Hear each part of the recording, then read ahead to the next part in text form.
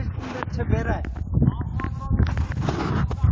ले 5 खास बाग दर्शन करना 27 बेरा 27 कुंड छे बेरा है ओ है बाबूजी दधीमती माता कुंड दधीमती माता टर्न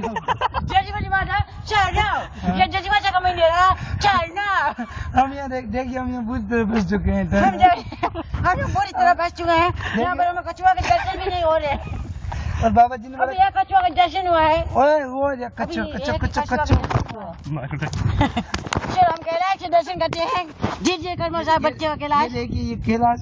यहाँ देखिए ये देखो ये कैलाश ये कछुआ कछुआ नहीं है ये तो कचरा है एक ही दिखाई दे रहा है मेरे को भी एक दिया अभी क्या पहले बाबा जी ने बोला शादी हो जाएगी आप इसलिए हम तो शादी के लिए कौन देखे आए बाबा हैं जी एक चक्कर लगा लियो शादी ही भी तो नहीं हो बाप जी शादी हटे हुए एक मां गाँव में